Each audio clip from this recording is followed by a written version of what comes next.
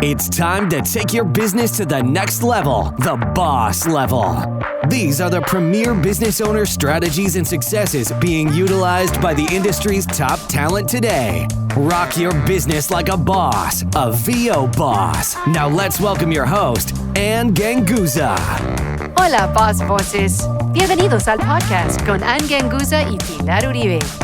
Hey everyone, welcome to the VO Boss Podcast. I'm your host, Ann Ganguza, along with very special guest co-host, Pilar Uribe. Hey, Pilar. Hey. I recognize that. Hey, is that this song?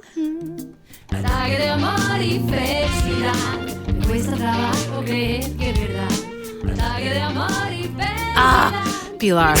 I love this song. And you know what? Even if I didn't know what it meant, I feel like the title just says it all. Attacks of Happiness. Honestly. That's just a joyful, happy song. You are so again, I say the triple, quadruple, multi-level threat. I think there's a lot to be said about singing and musicality in voiceover, and I'd love to chat with you about that today. Yeah, it's funny because a lot of people think that singing and acting aren't connected. Or they say, oh, I can't sing.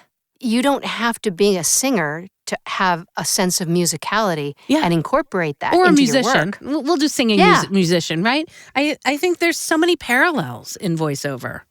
Absolutely. Because the thing is that when you're given a script, whether it's 30 seconds or it's, an audiobook or it's 10 pages of e-learning, there's beats and there's rhythm to it. Mm-hmm, absolutely. And you have to find that. You have to find the musicality of whatever it is that you're talking about. Absolutely. And so it really doesn't matter what the length is. You need to break it down and create beats and find the beats and find where there are the parts where you can slow down and speed up. And the rhythm. And the tonality of it. Well, you know what's so interesting? And I teach conversational melody to my students. And what's so interesting is... talk about that. That's so cool. Thank you. We don't ever really listen to our own conversation and break it down into melody. But all the time we're getting specs that say conversational or talk to us like it's your best friend, right? And so... because we don't think about what we sound like melodically when we're talking conversationally, over the years I've broken it down technically. But again, you can't spend too much time thinking about the technicality of it, but just know that we're organically thinking about what we're saying, right? So that has everything to do with the pacing and the rhythm of how we talk, because I'm thinking of things to say in my brain and then they come out my mouth.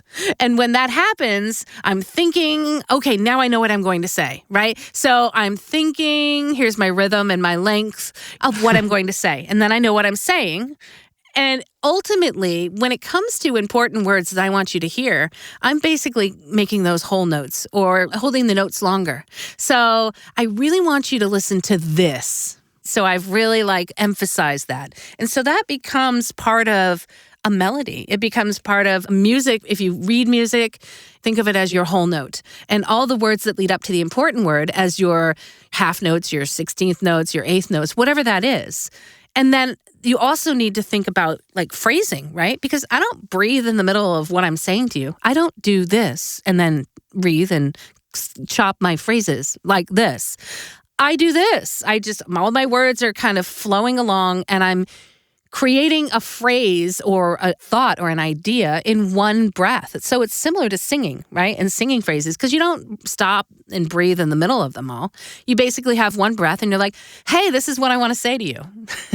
You're not going to go, hey, this is what I want to say to you. It's really very different. And I think what people might tend to not think about is when you're being conversational and believable, it's all about the pacing, all about the rhythm and the pacing, which makes it more believable. Yeah. And if you're too consistent in anything that you do, right, in your melody, in your beat, in your rhythm, it becomes like white noise. And so that's where people tune you out, right? It becomes like a metronome. Yep. Now I've heard that enough. And so I tune you out. Yep. So I think that rhythm and the melody is so, so important to the musicality. And like you were saying, I mean, it's almost like with voiceover, it is a song. Your script is a song. Mm-hmm. I love that you teach that. I think that that's awesome. And for those VO bosses who think, I don't know how to carry a tune and I don't know about beats, if you've ever sat in a restaurant or a bar and you've tapped your foot to something, or you've been watching television and you're kind of like, you get into it, you're holding the beat. You are carrying the beat in your feet. So it's part of us. Anytime we hear music and anytime something strikes us and we start moving our shoulders, let's say, or we start moving our bodies or just our torsos, we are holding rhythm. Oh, yeah. Rhythm and energy. Yeah, rhythm and energy, absolutely. So when you are looking at a script, let's say a 30-second script, you have to figure out where that is. And by musicality doesn't mean that I'm going to be talking like this. No, it's not about... And you don't want to be sing-song either. No, absolutely right? not. Exactly. But there is a rhythm. You know, if you listen to, like a lot of the times, I love to listen to the Super Bowl commercials, but I close my eyes. Or I will look at a commercial and I'll turn the sound off. Because you will see the rhythm in the movement as well as in the vocal quality of it. There's a very specific rhythm to certain products. And they're very, very aware of this. So as voice actors, we have to become aware of it as well. Yeah. So we're not, as you said before, we're not the same all the way through. Because it's really easy to get into that flow and you're like, oh, this is really great. I'm in the flow, so I'm just going to keep talking the same way. And it's like, that's not the way we talk in real life. Right.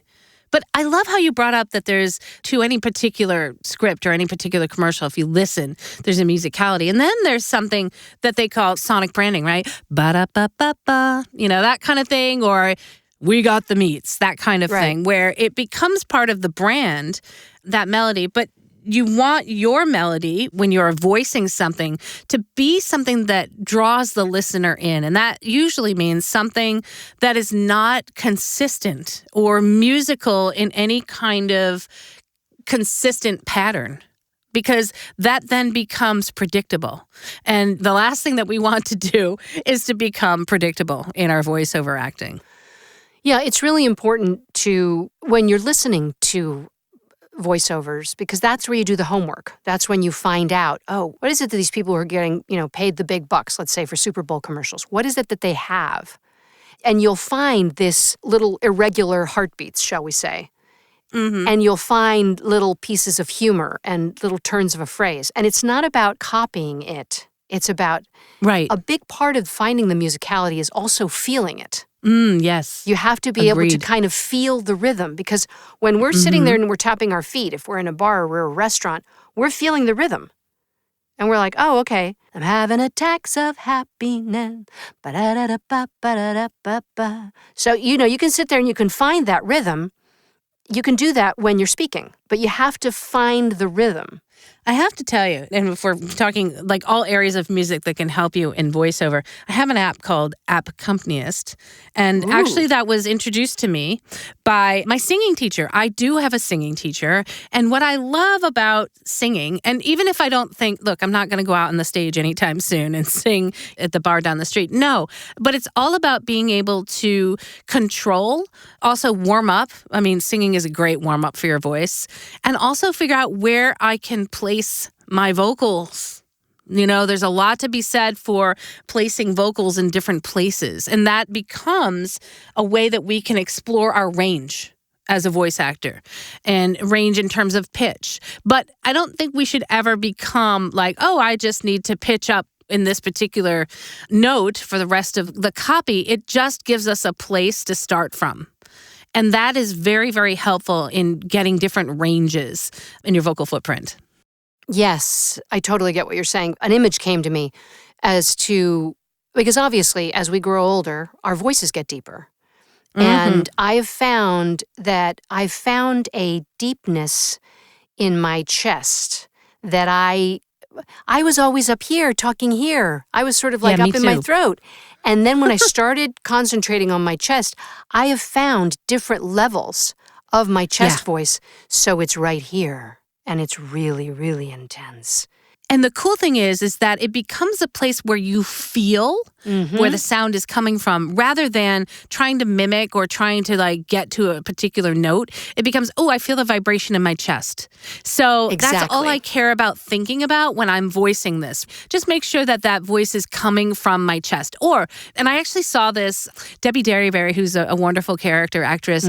She has a TikTok channel, which she has quite a few followers. She just reached 1 million. But she talked about how she created some of her character voices. And so one of them was like, she would actually be talking, she'd say, okay, so she's a little bit younger. So now I feel like her voice is coming from her eyes, and so as she was saying it, she was pointing to the different places where her voice was coming out. And that really helps to change the pitch of the voice. And also she added the emotion and the feeling along with it. And that really created a believable character. It was really a fun thing to watch. But that is the idea of a vocal placement and how singing can help your voiceover to really evolve and expand your repertoire of characters. Absolutely. One of the things that I do, and I need to do it more often, but it happens more when I'm stuck. I'm looking at a piece of copy and I'm like, I don't know what to do with this. I start singing it. I sing the whole thing. Oh, interesting. Yeah. So if you've got plop, plop, fizz, fizz, oh, what a relief it is, that kind of a thing. Or so I will do the reverse. If I'm hearing a song, so for example, this is a script that I did a couple years ago. When it comes to finding quality care for your kids, you can't make any compromises. When it comes to finding quality care for your kids, you can't make any compromises. Just something as simple as that will completely change. If you go through the entire script, it'll completely change the way you thought something could be. Because here's the thing that I've found about voice. I've always seen my voice as kind of like a racehorse. And sometimes it just shoots out of the stable. And it's like, I don't know where it's going because it's like completely wild and I have to rein it in. But sometimes I need to give it like a little push. So I'll sing my copy and it's like when a dog turns around 3 times and then settles himself down. My cat does the same thing, of course, because she copied my dog when he was alive. But it's kind of like if you don't know where to go with something and then you kind of distract it. I think it leads, obviously, to a different melody when you voice it. And possibly, I think it leads you to thinking about it in different emotions. Exactly. Which I'm always like, look, if you want to create, the ABC takes, which I think everybody in the world just goes, this is take 1. This is take 2. This is take 3, right? And all they do is change the first note, right? So if you think about that, that's so predictable, right? Yep. And we really need our takes to be completely unique and different. Yeah. So I love that you lead with singing it because that can lead you to a different sound. And then that sound can lead you to a different emotion. And that can lead you to a different place in your imagination. So that really takes you almost into a different scene and a different reaction to the scene, which then gives you a completely different take. And also, bam. Exactly. Because the thing is, you're looking at the script, but myself, I don't know I may read the script, but I don't really know what it's about because I've spent exactly 30 seconds on it. A copywriter has spent days or even weeks on it. Which is why we should all spend a little bit more than 30 seconds. Exactly. It's my job to become familiar with it. So if I don't really know, let's say about care.com, it's like care.com, I don't know. Care.com understands this better than anyone. Well, do they really understand it better than anyone? What do they understand? What's happening? Exactly. Right? They know that you want to find someone great who can bond with your kids and take care of them. And then if I do different things, if I go to different places, so let's say I'm stuck with this and when it comes to finding quality care for your kids, you can't make any compromises. I'm not going to do that for the actual thing, but that'll bring me somewhere and I'll go, oh, that's really interesting. I did it sort of like an older person like this in care.com. When it comes to finding quality care for your kids, that just gave it a whole different range.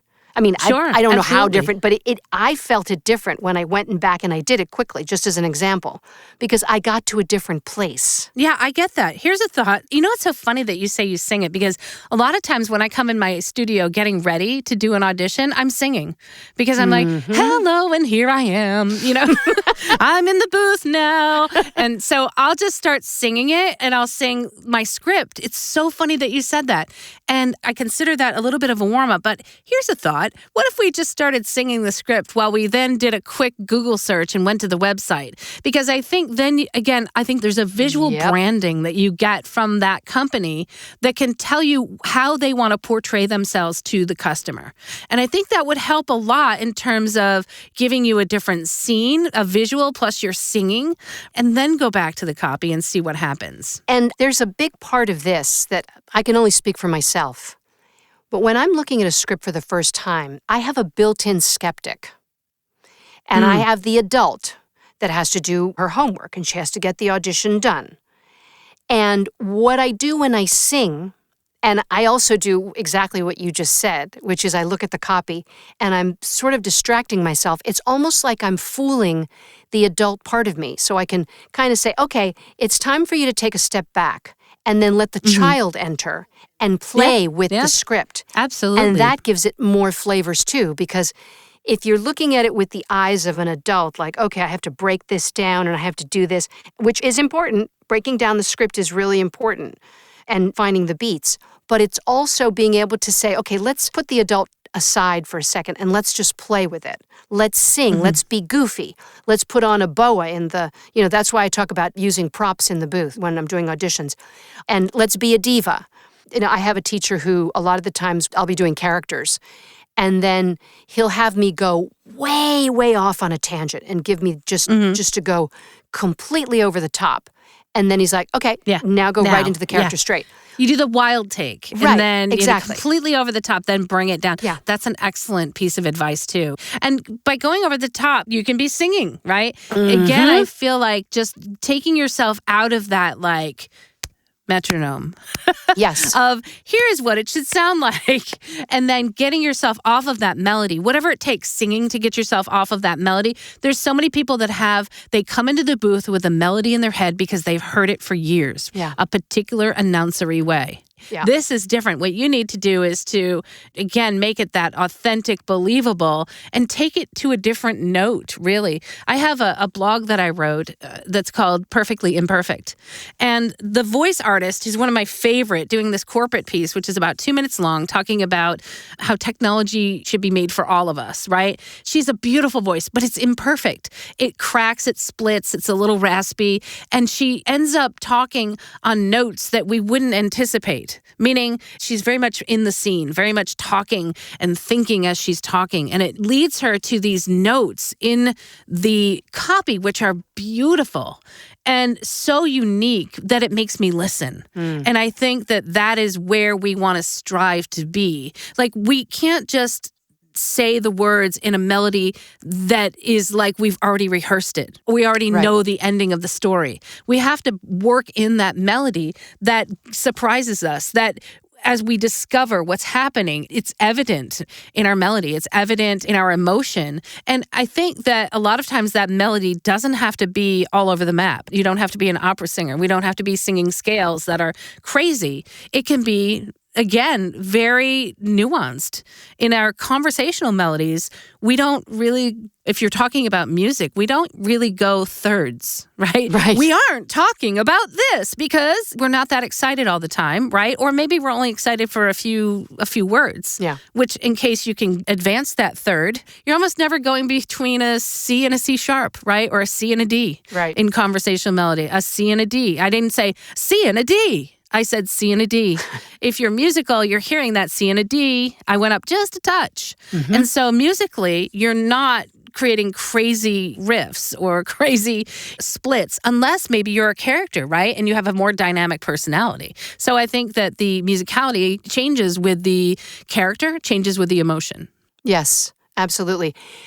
One of the things that I think is so important is to recognize, because I struggle with this, when I look at the copy, and the reason why I'll go out and sing it is because my first instinct is to play it safe. It's like, I'm going to be a good little girl and read the specs, and I'm going to follow the specs to the letter, and I'm going to do my little homework and do my beats and everything. And there's a moment where you have to just get out of that box. Be the naughty girl. Yeah. Well, I you've got to be Anne, the mean okay, girl. now we got We got a little insight in here into Anne Ganguz's private life. VO bosses, take note. Oh my goodness. But isn't that what they tell us all the time, Absolutely. though? You've got to catch the casting director's ear who has just listened to the same melody 200 times. Exactly. Think about it. Exactly. So they're looking for the raspy. What is that melody that they expect? They're looking for the unexpected. Yeah. They're looking for the imperfect. So Yeah, when you hear yeah. something, this is something that's really important in acting that I learned many years ago. You do your beats, you do your homework, you rehearse it. But then when you do actually do the copy for a take, you're allowing the words to speak as if it's for the first time. So you're acting for the first time.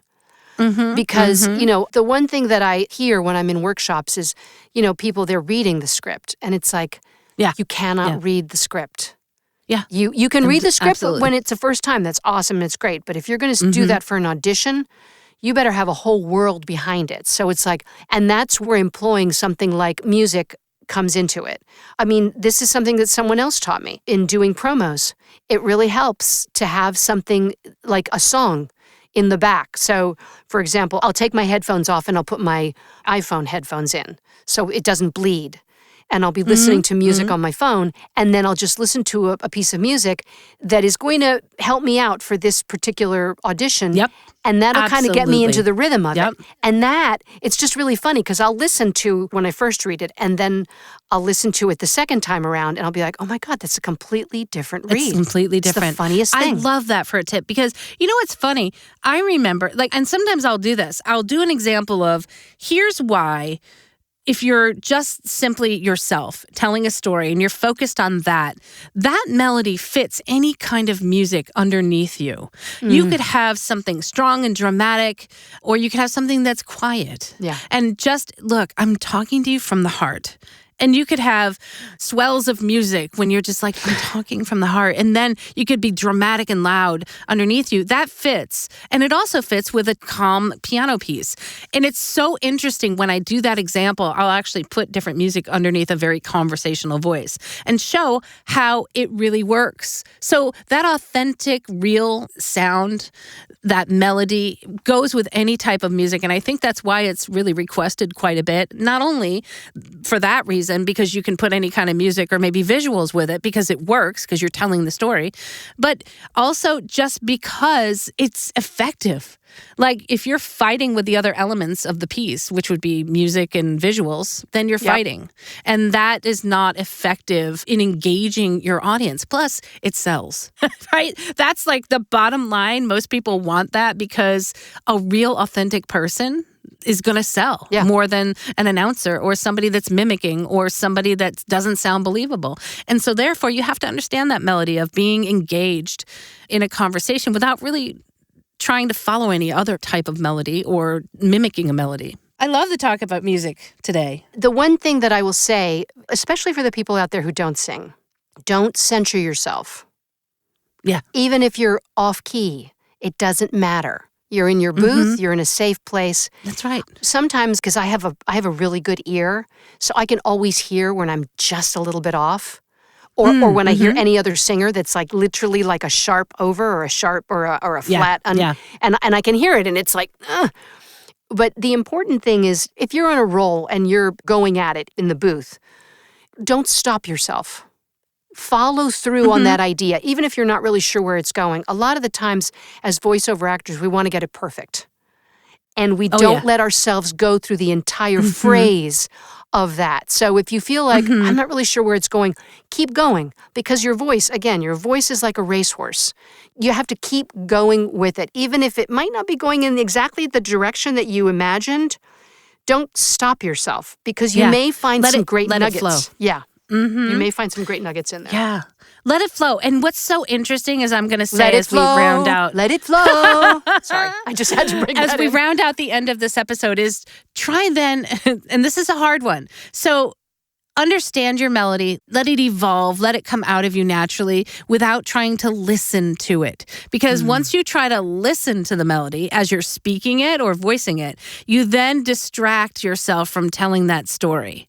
And it's another layer of your brain that doesn't need to be invoked with listening to what you sound like. Because when you listen to what you sound like, then you're listening to what you sound like, and you're not concentrated on letting the music flow out of you, letting the script flow out of you. And that's such a tough thing to grasp. And I want bosses out there to know this does not happen overnight. This is something that all of us as actors, we work on this and hone our craft for years. Yeah. We're constantly honing our craft. So I know there's so many people out there that get very frustrated. And when you're building an ear, like you said, you have an ear, and that's could be a whole nother podcast. Like, how do you build your ear?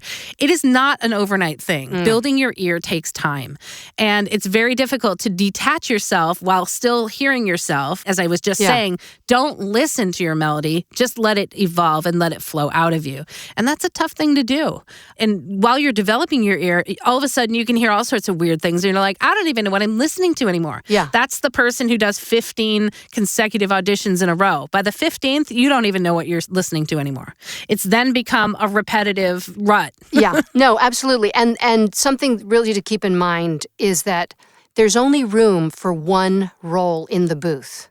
You cannot be the actor, the director, and the critic all at once. Yeah, that's an excellent point. When you're doing the piece, or beforehand, you can direct yourself, and then you have to let go, put that one to the side, the director role to the side, do the piece, stop, and then edit. But really try not to do it mid-sentence, because it's like that's like the death of creativity. Yeah, absolutely. Wow, what a cool episode. Thank you, Pilar. This is so Thank interesting. you. Yeah, it was great, and I learned a lot from you too. It's like now I want to take your conversational melody course.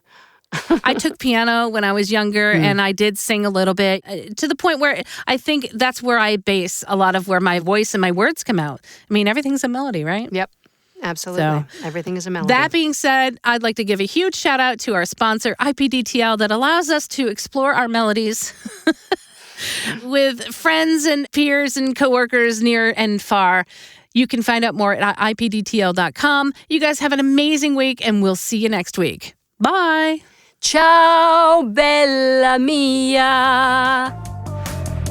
Join us next week for another edition of VO Boss with your host, Ann Ganguza. And take your business to the next level. Sign up for our mailing list at voboss.com and receive exclusive content, industry revolutionizing tips and strategies, and new ways to rock your business like a boss. Redistribution with permission, coast-to-coast connectivity via IPDTL.